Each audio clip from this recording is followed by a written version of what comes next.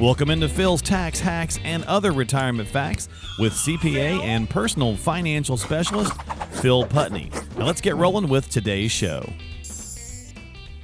Hey everybody, welcome into this edition of Phil's Tax Hacks and Other Retirement Facts with Phil and I as we talk investing, finance, retirement, and it's your birthday. We're going to talk about birthdays. What's going on, buddy? How you doing? I am doing great now that we're beyond the 18th deadline. So there you go, tax man. Can breathe a little bit of a sigh of relief, and everyone's on extension that didn't get them in. So that's good. That's good. We were laughing right before we started this that the wonky weather. So we share with listeners. I'm in North Carolina. You're in Michigan. I used to live in Michigan forever and a day, but you guys got 3 inches of snow 2 days ago.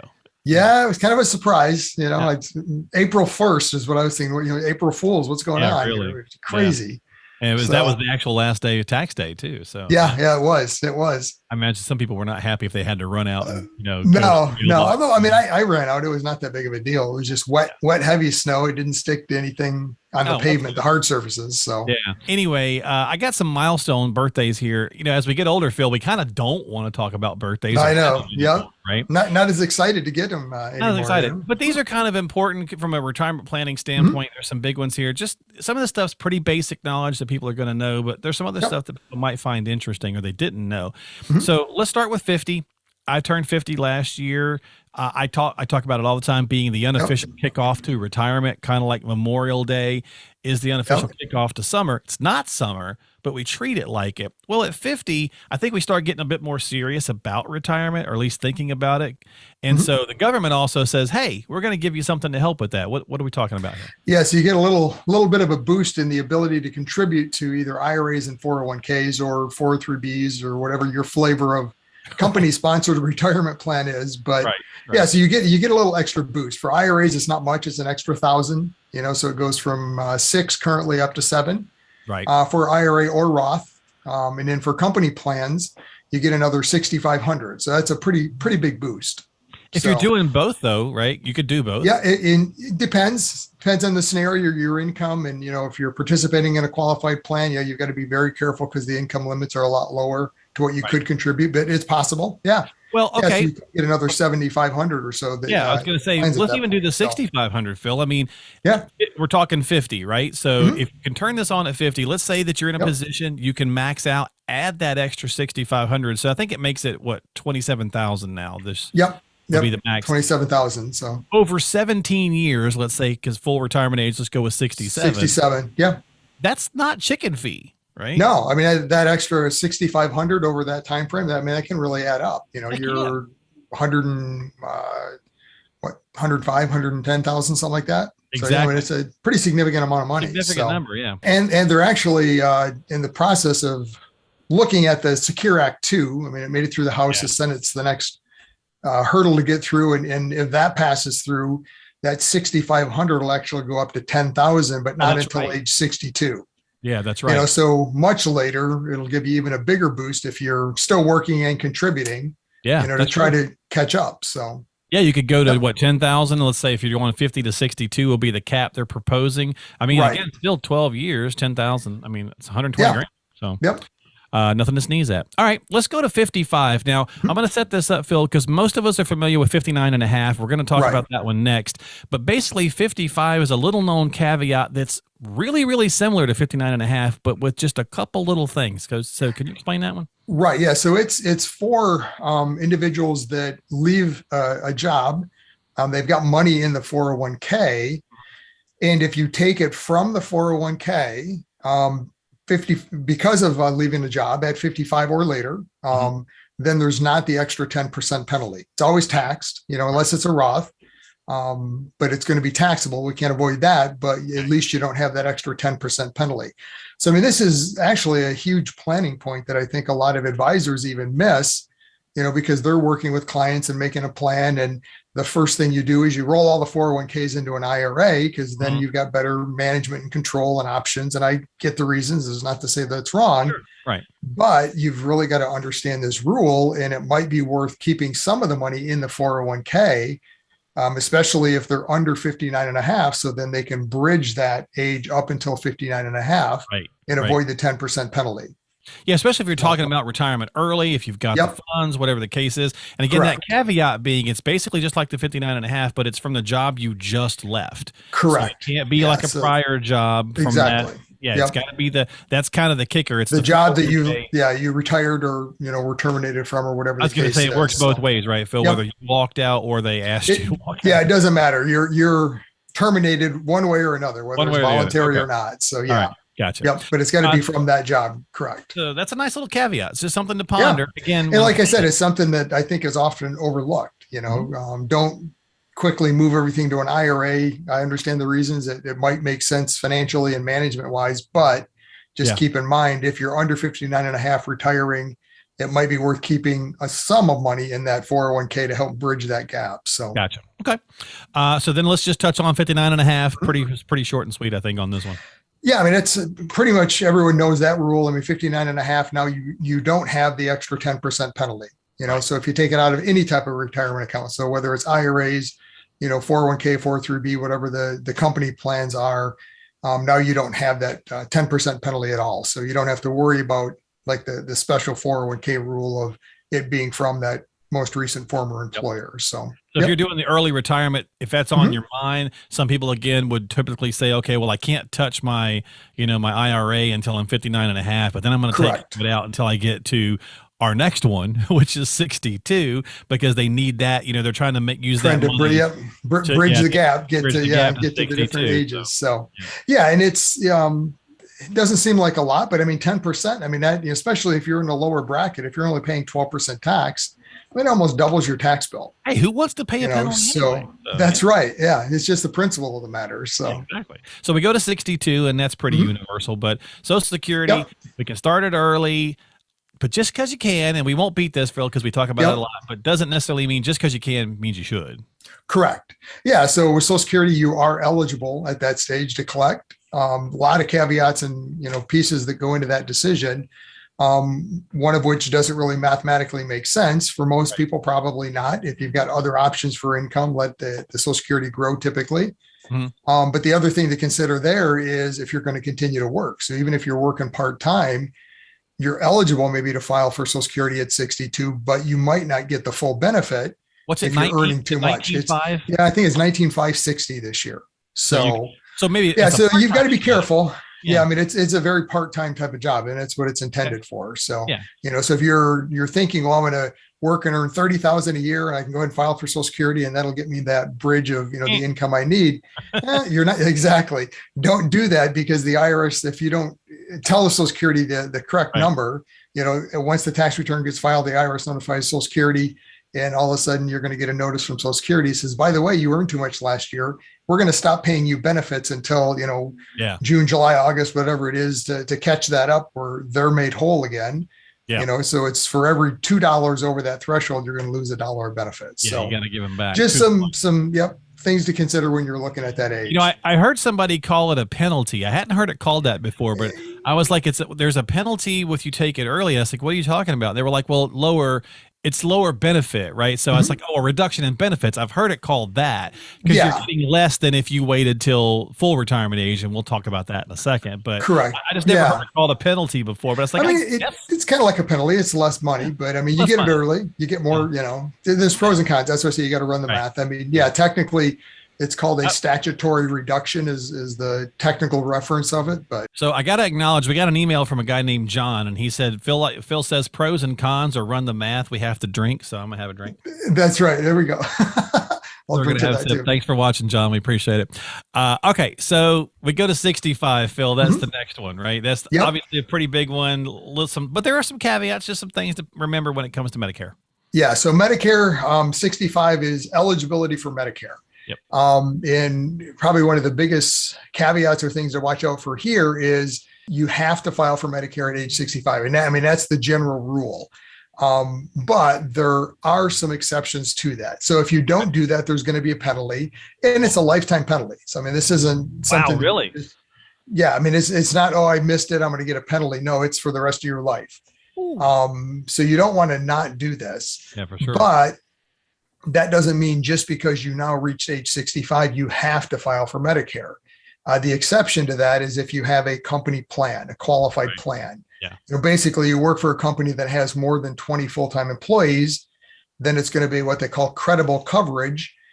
So that is your exception to not having to file for Medicare until you lose that credible coverage. Then it opens up a whole other window of opportunity. And is that just for file. Is that just for the A part, Phil, or is that staggering like to the different? Well, it's for both A and B, just filing for okay. Medicare. Correct. Okay, I got you. So, I mean, I guess technically it's just A, because B, you don't have to take. True. But I mean, because it costs extra money. So, and technically, you're also doing this 3 months early, right? You're supposed to do this 3 months ahead of time. Yeah. So if you wanted to start at 65, I always recommend probably 3 months out to start the process to make it effective, on your 65th birthday. Yeah. That way you don't have any hiccups and, worries of, I lost my coverage. And now I'm going to have to go to the marketplace for a month until I get the actual Medicare coverage in place. I mean, but the funny thing is with Medicare Part A, and this is something else to keep in mind, especially if you're delaying it, is that if you're filing for Medicare after age 65, they backdate it 6 months or till your 65th birthday. Again, Part A doesn't cost you anything, so it doesn't really have any effect or cost on your scenario. But the thing you really got to be careful with is if you're in a high deductible plan and you're contributing to an HSA, you can't contribute to an HSA if you've filed for Medicare.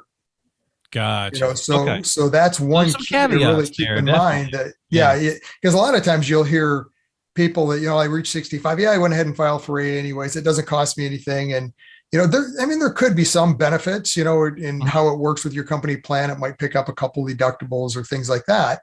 Right. But just understand what happens once you've done that. If you were in a high or are in a high deductible plan, doesn't mean you can't have that plan anymore. It just means you can't contribute to the HSA. Okay. And this is something a lot of advisors are pretty up on when it comes to the Medicare side. I know. Unfortunately not. I was going to say, I think a lot of them do farm this out too, right? Yeah. Yeah. So in our scenario, my son-in-law, he helps all our clients with that. So we do Social Security and Medicare classes. He always teaches the Medicare part of it. Yep. Okay. So. All right. Good to know as well.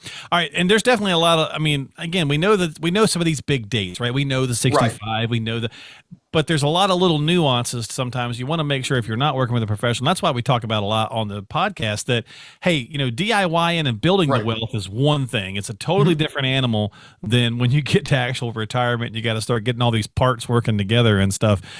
So let's go ahead. We'll keep it focused today on the birthdays, but let's go to our FRA. What is that? Our full retirement. Full retirement age. So that's going to be somewhere between 66 and 67. So if you're born at 54 or after, up to 1960, it's going to be somewhere in that range. Okay. And it'll tell you that on your Social Security statement. So for instance, if you were born in 1957, I think it's 66 and 6 months. I think my brother's 66 and 9 months, I think. Okay. He's 58, I think. 58. Yep. Yeah. So it each year it grows and moves closer to 67. Correct.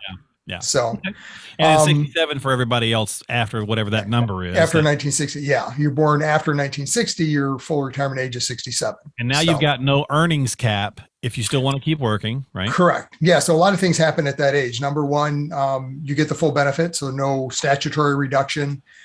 Second, you don't have to worry about earnings, so if you're going to continue to work and you file for Social Security, that's probably the age that it would make the most sense. Again, unless it's just a part-time job and, you're trying to bridge that income need through Social Security and working.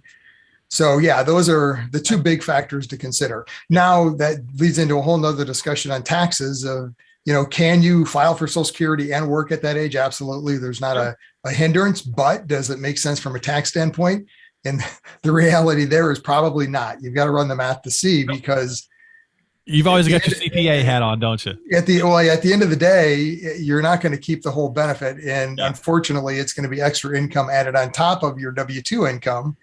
So if you're in the 22% bracket, it's taxed at 22%, maybe push you up into the 24% bracket. Yeah.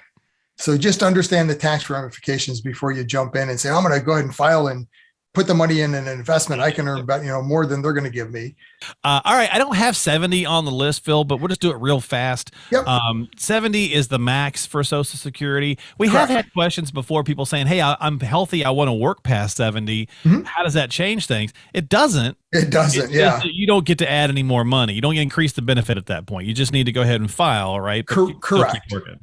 Yes. I mean, there's absolutely no reason to wait beyond 70. It's not going to grow anymore. It picks up an extra 8% between your full retirement age and 70. And that's prorated on a monthly basis. It's simple interest annually on the full retirement benefit.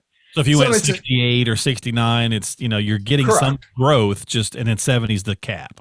Right. So at 70, there's no reason to not file. It taxes, it doesn't matter because now you're just giving up money that you could get, that you're entitled to. Yeah. And there's no reason to wait. So it's kind of like a pension. Most pensions, their age is 65, and you wait beyond 65, the company's grateful because they're just not paying you benefits and they're not going to give you any back pay. So yeah. Now, if we were doing this list a couple of years ago, Phil, we'd go from 70 to 70 and a half. 70 and a half. Yeah. They used to be another one of those dumb years. I swear, I think some senators just sit around and go, let's put a half on this just to mess with people. But anyway. There's probably two of them arguing back and forth and they came to the middle or something. There you go. Who That's knows? what it was.